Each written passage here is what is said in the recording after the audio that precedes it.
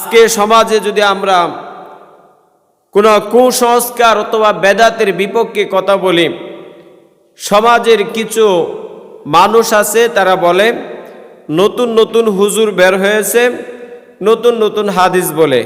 আমরা এই হুজুরও মানি না, নতুন হাদিসও মানি না, আমাদের বাপ দাদা আগের থেকে যেটা করে এসেছে সেটাই আমরা করব। আমি এমন প্রত্যেকটা ব্যক্তিকে বলবো, আজকে মহরমের 5 তারিখ, কোথাও তো জারি গান দেখি নাই। আজ থেকে 15 বছর আগে অনেক গাঁও গ্রামে জারি গান হইতো, লাকড়ি বাকড়ি খেলা হতো, এরকম হাই হুসেন বলে বিভিন্ন গানের আয়োজন করা হতো, জারির আয়োজন করা হতো।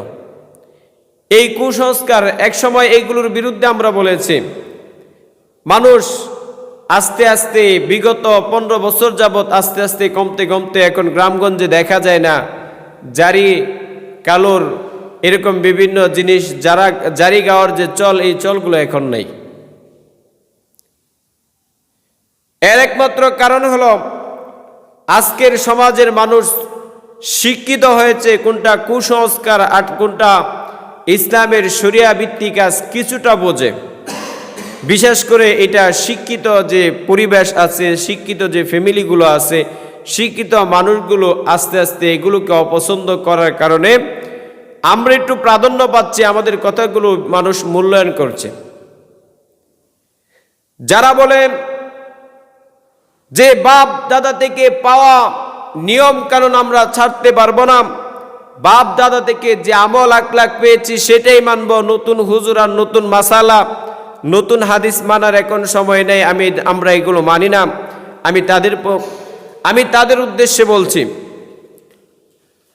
হযরত ইব্রাহিম আলাইহিস সালাতু ওয়াস সালাম ওনার পিতা আজরকে বলেছিলেন, আপনারা মূর্তি পূজা ছেড়ে দিন, এই মূর্তি পূজাগুলো করবেন না, এই মূর্তিগুলো কিছুই করতে পারে না, এই মূর্তির ইবাদত ছেড়ে দেন। পিতা আজর এবং তার বংশধরের লোকেরা বলেছিল যে না, আমরা বাপ দাদার আমল থেকে যে নিয়ম এবং নীতি পালন করে আসছি সেটা আমরা কোনো সময় ছাড়তে পারবো না। হযরত ইব্রাহিম আলাইহিস সালাতু ওয়াস সালাম পিতা আজরকে অনেক বোঝানোর চেষ্টা করলেন, জাতিকে বোঝানোর চেষ্টা করলেন, কিন্তু কোনো জাতি বোঝার চেষ্টা করলো না, বিন্দু পরিমাণ চেষ্টা করলো না। একদিন হযরত ইব্রাহিম আলাইহিস সালাতু ওয়াস সালাম মেলা বসল, এলাকার সব মানুষ ওই মেলায় উপস্থিত হয়ে গেল। ইব্রাহিম আলাইহিস সালাতু ওয়াস সালাম সুযোগের সন্ধানে ছিলেন, কোন সময় মানুষ মেলাতে যাবে, তাদের গির্জা তাদের উপাসনালয়ে মানুষ থাকবে না, উনি নীরবে ওই মূর্তিগুলোর হাত পা ভেঙে দিবে।